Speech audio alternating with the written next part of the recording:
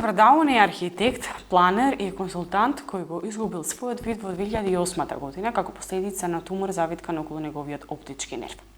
Како е тогаш возможно да работи како архитект? Благодарение на компјутерот со слепи научници кои печете релјефасти цртежи наместо линии нацртани со молив. Денес тој е доста успешен во својата кариера и им помага на луѓето со оштеден вид да го постигнат она што тој го постигнал. Каде се наоѓаат овие лица во Македонија, во Битола? Колку им е потребна општествената поддршка од сите нас? Колку им стојат на располагање институциите? Кои се предизвиците, недостатоците, доблестите на овие лица? На оваа тема повеќе ќе не воведи председателот на Битолското здружение на слепи лица во Битола, господинот Владо Димитровски, кој е мој денешен гостин заедно со стручниот соработник Лилјана Корлевска. Добро утро и ви благодарам многу за тоа што ја прифативте поканата и да можеме токму да продискутираме повеќе на ова секогаш актуелна тема. Добро утро, поздрав на вас во студиото и поздрав на тие што не следат. Ви благодарам многу. Бидејќи на почеток ќе се осврнеме на ова здружение кое ова година одбележува 70 години од формирањето. Што значи сето тоа? Кои работи се направени до сега, што треба да се прави од сега, како функционираат накратко? Здружението на слепи фактички е коренот на Сојузот на слепи на Македонија.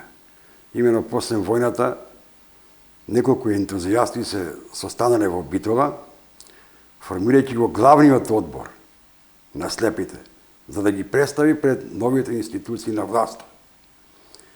Сега, со самото конституирање на Федерална Југославија, се формира и после Сојуз на слепи на Македонија, со седиште во Скопје. Предизвици многу. Се почнува со образованието. Исто образованието на слепите луѓе почнува од Битола имено. Негде прво се формира дом за возрастни тука. Учеле браево писмо, ама и работеле нешто. Некој тамо, не знам, кошни галантерии, некои такви работи. А додека имаше и економија во Скопје, после ме префрлија во Драчево, како фирма изработуваа четки и метли. И така се почна со образованието.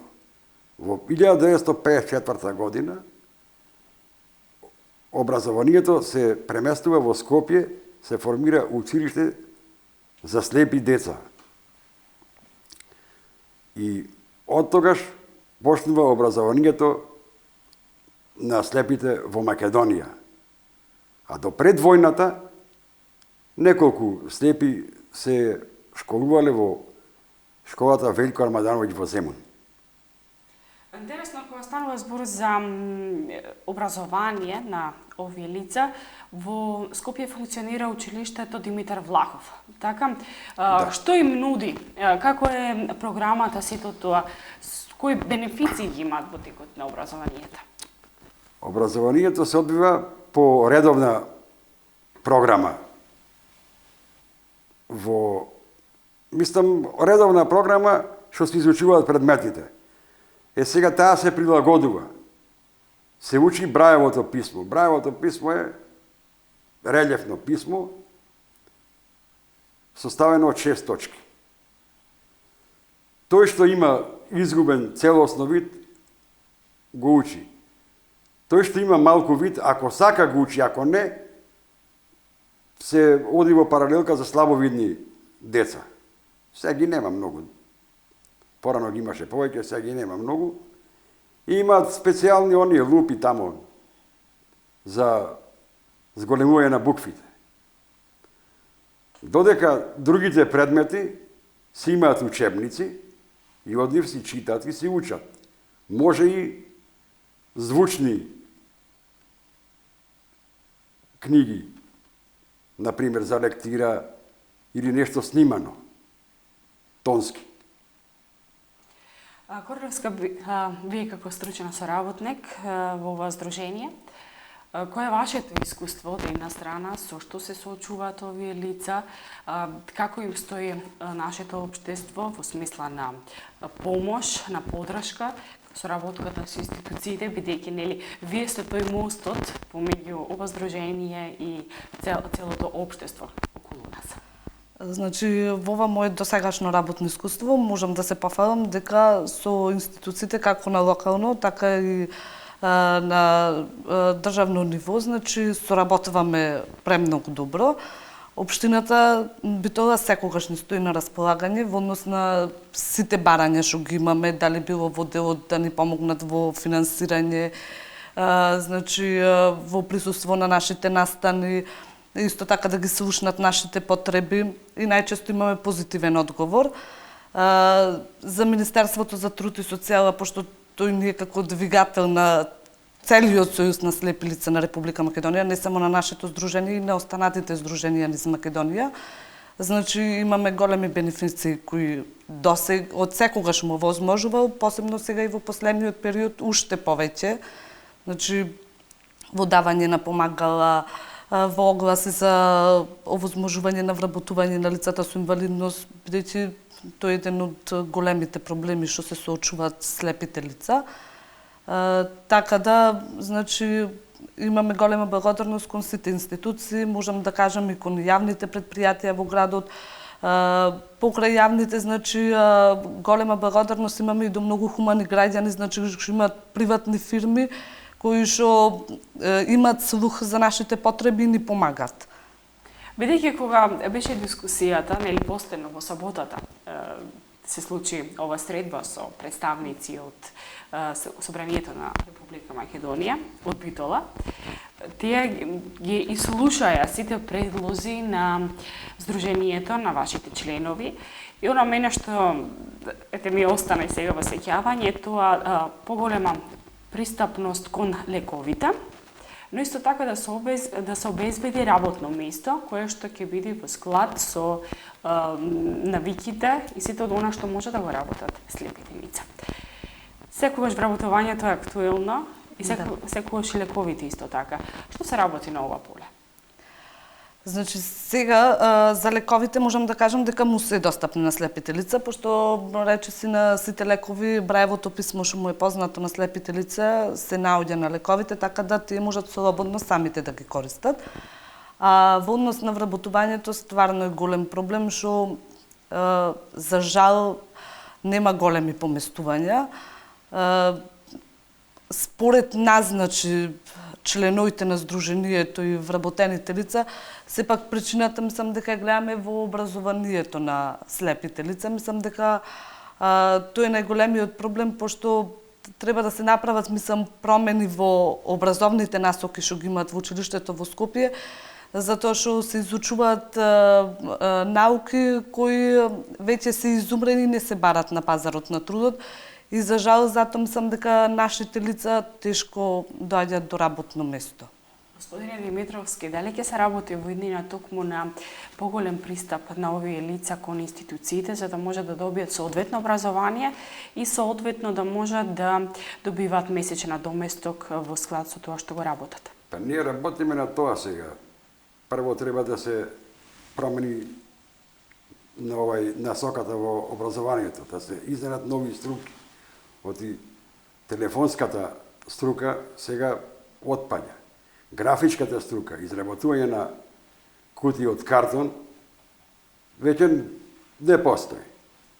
И затоа сега се оди кон физиотерапеутската струка и интелектуалните струки, како например наставник по музика, правник, психолог, социолог, тие занимања.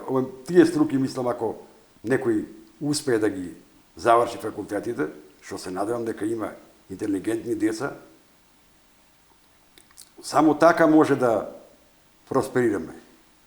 Инаку, со овие 2-3 струки што ги има, просперитет за слепите нема.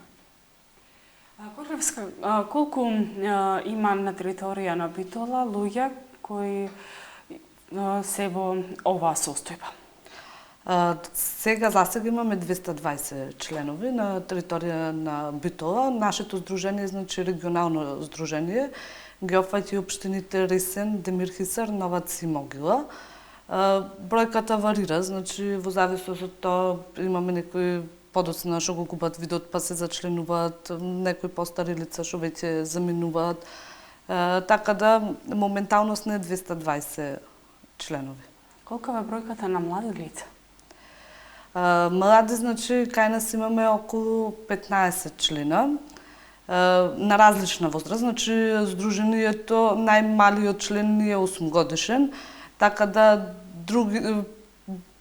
во здружението членуваат од 8, што се вика, до 88 години.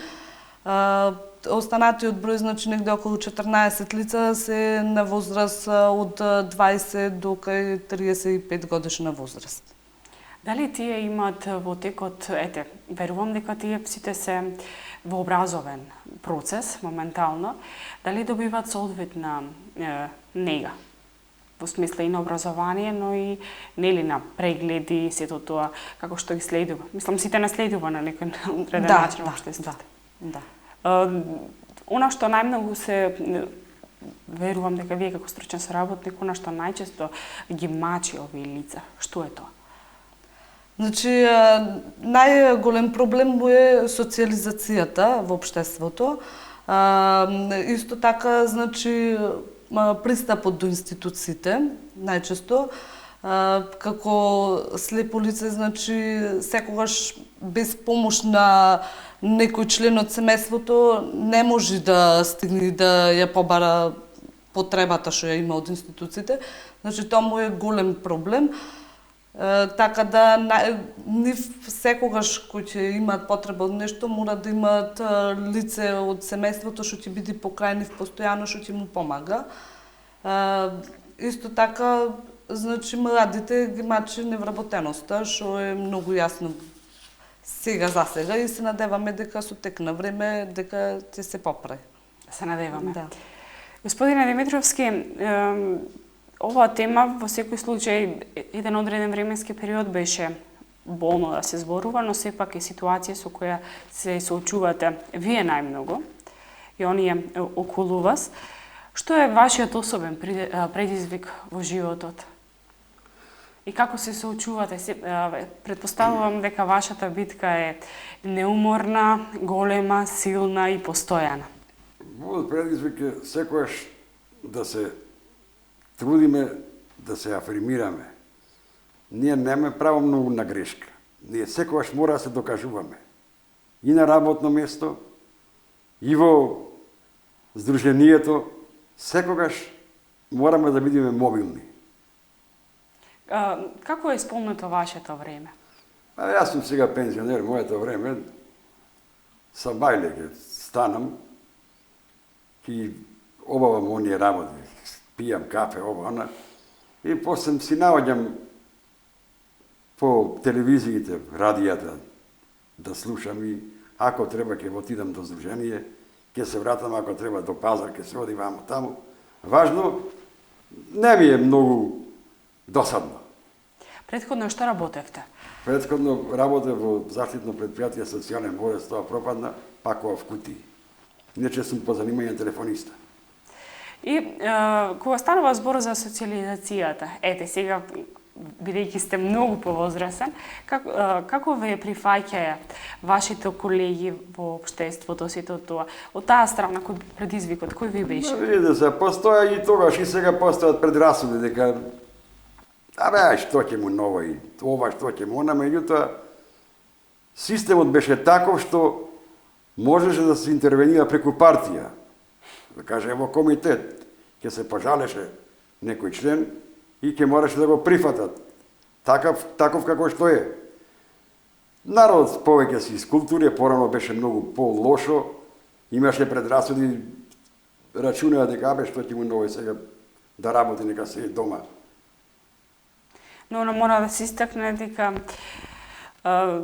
И од моето лично искуство дека овие лица имат посебна интелектуална моќ и многу научници на светско ниво, на европско, на балканско, па и кај нас го имаат одбележано едно време. Кога станува збор за социализацијата, тоа е можеби најтешкиот дел, затоа што од една страна секогаш, како што споменавте, е потребен еден родител кај децата, но секогаш е потребна придружба. И сега, како се снојат лицата? Токму оние кои што се повозрасни, нели? Кога станува збор за придружба или за тутори, како што се нарекуваат на запад? А сега зависи колку му е потребно и кај треба да се движи. Например, ако треба да се води до здружение, јас придружник не користам.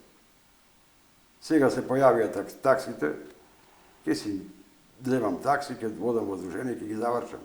Работите што треба да ги завршам и се враќам. А во некој друг град, да речем, некој друго место, тогаш треба придружник и тука државата одобрила, да кажеме, 6 пати во годината автобуски меѓуградски превоз бесплатен. И тоа го користите? Го користиме. Кој како може, кој како има потреба. Кога станува збор исто така и за образованието, бидејќи го истакнавме како многу важно во секој случај за сите, неодамна во библиотеката во Битола беа промовирани дел публикации кои се токму наменети за лицата кои имаат одредени пречки, за да можат сите тоа да го остварат, и тоа беше и со Брајово писмо и за лицата со оштетен слух. Но сепак јас мислам дека не е доволно. Кој е вашето размислување, колку треба институциите, особено овие кои се наменети за образование, особено на младите луѓе, да пристапат кон публицирање на литература токму со Брајовото писмо? Моето, мислам, размислување е прво што треба да се озакони Брајовото писмо. А да се печатат книги на Брајово, малку е поскапо. Затоа што треба специјална хартија. Таа е малку подебела, негде околу 200 грамска хартија и треба соодветен печатар. Тие печатари веќе ги има во Скопје. Еве сега Лајонс клубот требаше да донира некој печатар овдека, па не знам зошто застана ги носат по училиштата, што за мене мислам дека не е потребно по училиштата, бидејќи училиштата не ќе може да ги користат многу. А ако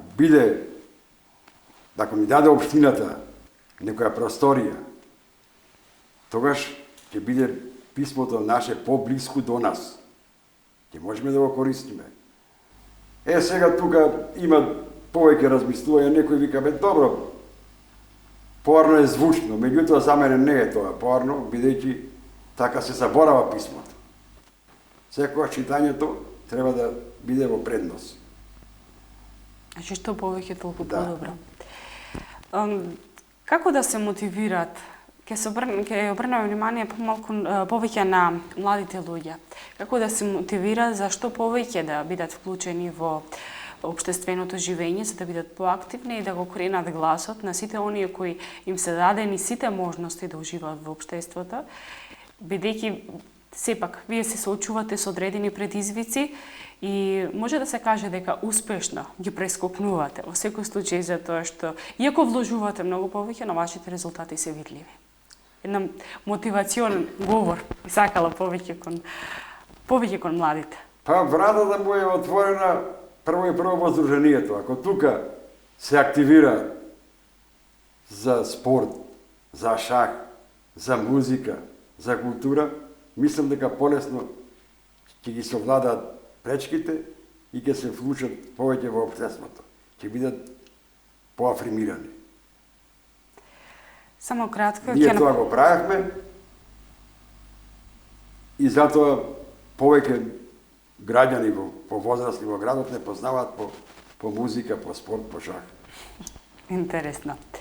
само од режија барат да најавам реклами, па потоа повторно се враќаме со разговорот.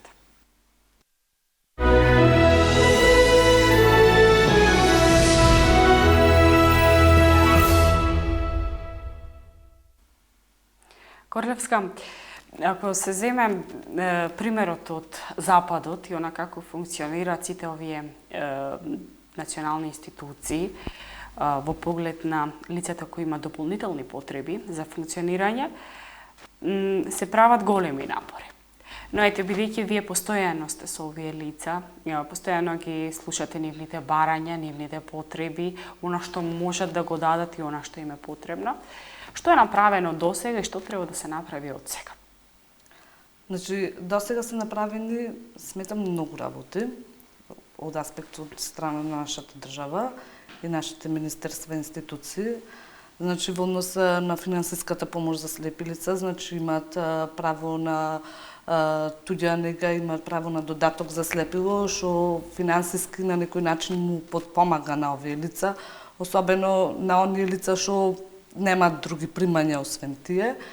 Значи, голем напредок имаме, како што спомна и председателот, имаат, значи, право на автобуски бесплатен превоз надвор од градот, исто и со воз 6 пати во текот на годината. Општината, значи, има овозможено бесплатен градски превоз, значи, во текот на годината. Така да сметам дека многу работи и посебно сега со овие последни мерки за самовработување на млади, обуки за млади лица што ги прави Министерството за труд, значи се прави некој напредок, но секогаш, значи, барањата се многу повеќе. Генерацијски се менуваат луѓето, сепак сите имаме различни потреби. Да, различни потреби, секогаш мислам дека постои предизвик за нешто повеќе и нешто што ќе му треба.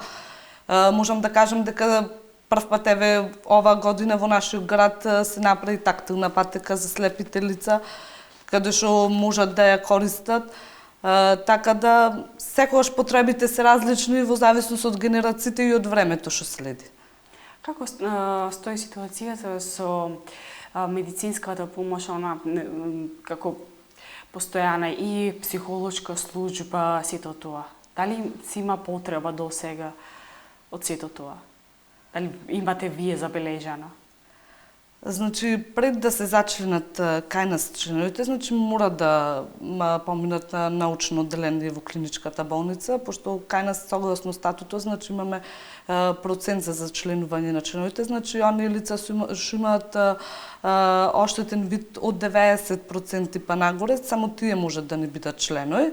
Така да на тој начин тие доаѓаат до медицинска помош, значи во разговор со докторите, па тие оттаму ги препраќаат кај нас и така да и од психолошки аспект веќе го поминуваат тој период пред да влезат кај нас во здруженијето.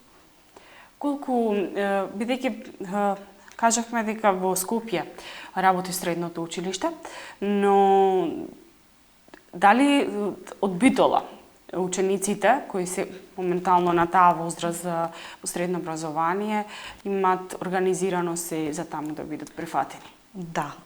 Значи, училиштето покрај образованието, значи му обезбедува и интернат каде што се сместени лицата.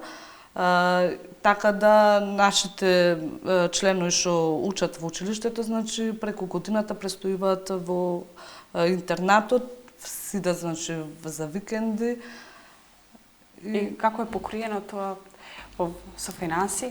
Тоа Министерството, значи, за образование и наука и во склоп, значи, училиштето е во склоп на тоа Министерство, така да се финансира најверојатно преку буџетот на Република Македонија. И за труд и социјала исто. Да. Се ближиме кон крајот на нашиот разговор. Јас ви посакувам многу здравје, многу идни успешни проекти и се она што ќе биде од ваша страна, мислам дека ние, нашата телевизија, со задоволство ќе го проследи. Благодарам многу за вашето гостување. Да искористам само можноста да ги известам членовите тој што има желба за обука на брајово писмо, ориентација во простор и масерската струка, да се пријават. Тоа ќе се прави во Скопје, во Државното училиште Димитар Влахов. Ви благодарам многу. Ви благодариме на и ние. поканата. Почитуване, ние одиме понатаму.